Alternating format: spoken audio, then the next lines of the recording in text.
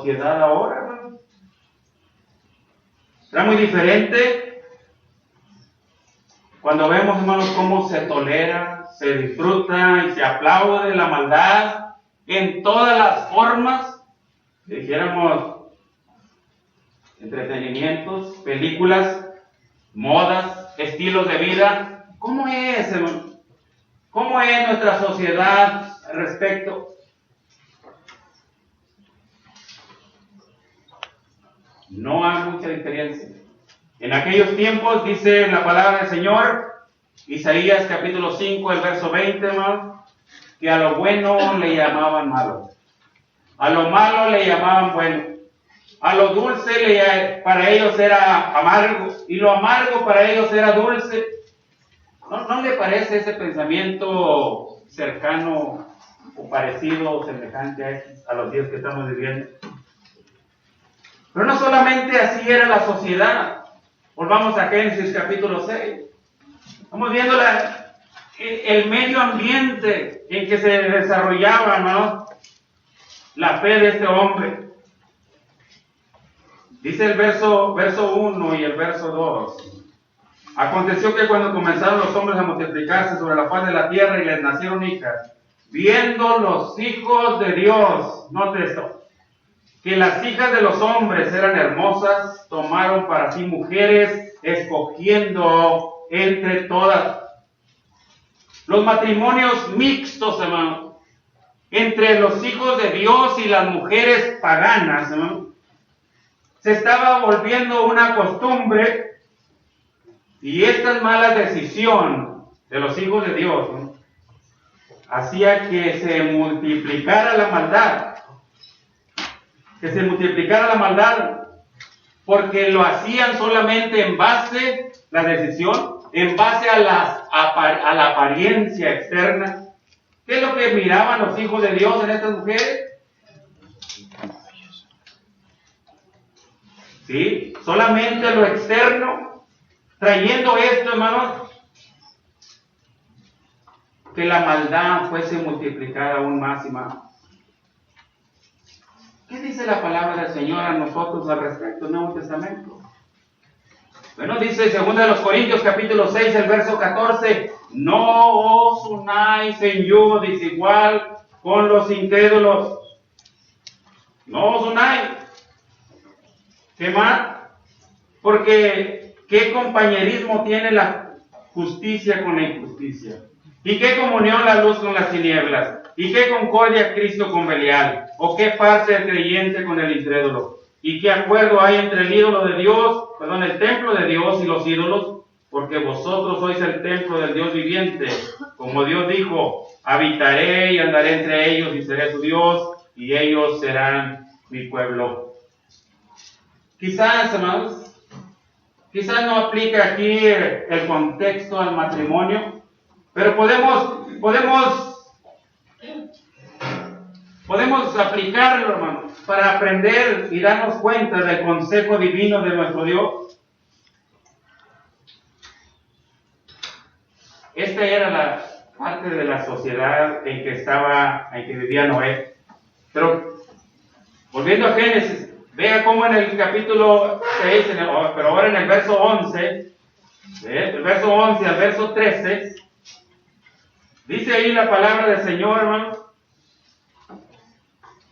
y se corrompió la tierra delante de Dios, y estaba la tierra llena de violencia. Y miró Dios la tierra, y he aquí que estaba corrompida, porque toda carne había corrompido su camino sobre la tierra. Dijo pues Dios a Noé, he decidido el fin de todo ser, porque la tierra está llena de violencia a causa de ellos, y he aquí que yo los destruiré con la tierra. Queremos ver, hermanos, el cuadro en que Noé vivía para nosotros cobrar ánimo. ¿Qué era la opinión que Dios tenía, hermanos, acerca de la sociedad de los tiempos de Noé? Bueno, Quizás la gente ya no se escandalizaba, ellos no se escandalizaban ya de la conducta y las prácticas que tenían. Pero la santidad de Dios, hermano, no le permitía ver estas cosas de una manera normal. Violencia familiar, en las calles, robos, fraudes, abusos sexuales de todo tipo, drogadicción, alcoholismo, demás, entre otras cosas que pudiéramos señalar. Para Dios esto no era normal. Si el hombre se corrompe, vean, aquello, la tierra, hermano, la habitación donde el hombre vive, fíjense, se corrompe también. Se corrompe. Y cuando decimos corromper, hermanos, estamos viendo el aspecto moral, la decadencia moral, la decadencia física, hermanos, las enfermedades, hermanos, incurables, las pestes, las epidemias, los cánceres. Estamos viendo, hermanos, la decadencia naturales por causa de la corrupción del hombre. Todas aquellas cosas, hermanos, naturales que vienen, tornados, chubascos, maremotos, terremotos y todo tipo de cosas naturales que se presentan, pero especialmente la decadencia espiritual. El pueblo se alejaba más y más, viviendo perdidamente, a tal punto, hermanos, que Dios dice: he aquí que yo los destruiré con la tierra. La palabra de Dios nos dice, hermanos, en Efesios capítulo 5, el verso 3, ¿usted cómo dice la palabra del Señor? Hablándonos el apóstol Pablo, hermanos, divinamente inspirado, dice que por estas cosas, vamos a ver la lista de cosas: pero fornicación, toda inmundicia, avaricia, ni aun se nombra entre vosotros como conviene a santos, ni palabras deshonestas, ni necedades, ni tronerías, que no convienen, sino antes bien acciones de gracias, porque sabéis esto, que ningún fornicario o inmundo o avaro, que es idólatra, tiene herencia en el reino de Dios y de Cristo y de Dios. Nadie os engañe con palabras vanas, porque por estas cosas, note, lo que usted y yo, hermanos, tenemos que poner mucha atención. Por estas cosas viene la ira de Dios sobre los hijos de desobediencia. No nos engañemos, no nos vayamos a engañar, hermanos, pensando que podemos elegir el estilo de vida de nuestra preferencia y no pasa nada. No, sino que claramente dice la palabra del Señor que por estas cosas viene la ira de nuestro Dios. Porque por naturaleza, hermanos, por naturaleza el ser humano somos hijos de ira. Somos hijos de ira. Porque lo que es nacido de la carne es. Venimos, hermanos, nosotros de una raza caída, pecadora. Dice Romanos capítulo 3, verso 10 en adelante, que no hay justo ni aun uno. No hay justo ni aun uno. Y usted sigue leyendo hasta el verso 18 y dice: no hay temor de Dios. El único remedio, Juan 3:16, que de tal manera amó Dios al mundo que dio a su Hijo unigénito para que todo aquel que en él crea no se pierda, mas tenga vida eterna. El único remedio, la única solución, hermano, Cristo. Él es el único que dijo: yo soy el camino, la verdad y la vida, y nadie va al Padre si no es por mí. Hermanos, es el remedio. Ahora, hermanos, en estos tiempos, Ya no es necesario que el ateísmo práctico, lo gritemos a los cuatro vientos que no creemos que Dios existe. Basta solamente vivir, hermano, como si no existe Dios, para ser señalados como ateos, como alguien que no cree en un Dios todopoderoso, como alguien que ignora los mandamientos de nuestro Dios. Por eso Noé, hermanos, y su familia, ante una sociedad así, una sociedad corrupta,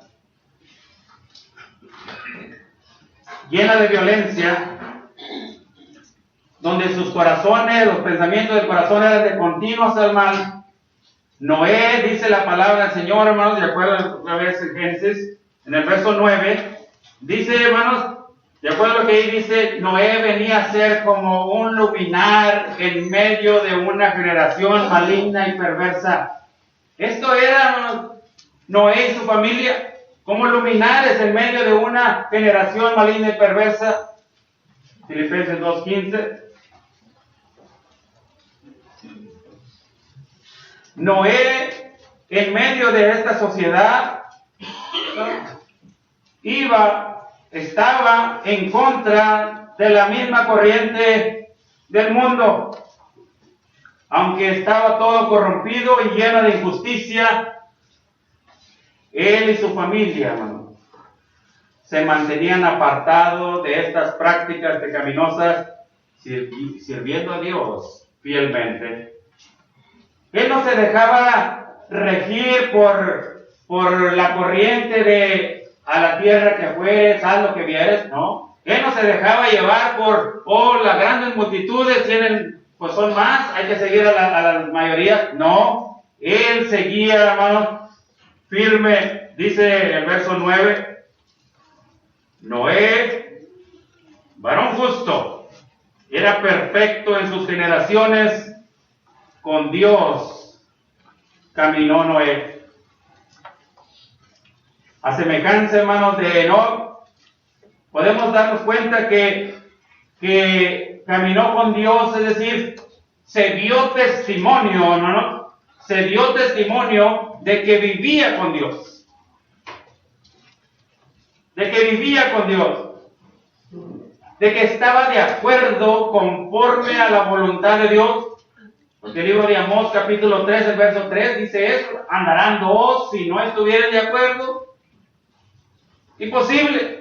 Pero Noé andaba conforme y de acuerdo con la voluntad de Dios, andando con su Dios. Así también nosotros debemos de buscar regir nuestra vida de acuerdo con lo que Dios diga, aunque la mayoría haga lo contrario.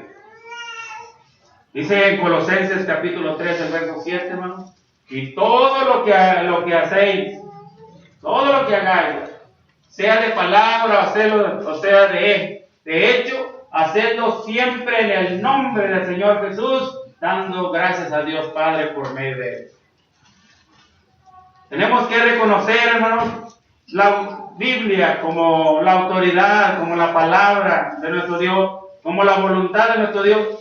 Y la voluntad de Dios, hermanos, es que nosotros nos transformemos, no que nos conformemos. Dice dos palabras casi parecidas, pero hay una gran diferencia. Transformación y conformación. No, es algo muy diferente. Si usted quiere ver la diferencia, vaya ahí a este cuartito y vea la pared de aquel lado. Hay una oruga y hay una mariposa. Y alguien le puso ahí una frase que dice: ¿puedo yo cambiar? Y el otro dice: mírame a mí. Era la oruga le dice a la mariposa. Uno se había transformado. Conformarse, hermanos, conformarse es hacerse, hermanos, es vivir de acuerdo a este mundo, es acomodarse a la manera de pensar de este mundo, es vivir de acuerdo a este mundo. Eso es conformarse. Transformarse, hermanos, es vivir de acuerdo a la voluntad de Dios, o en otras palabras, es vivir diferente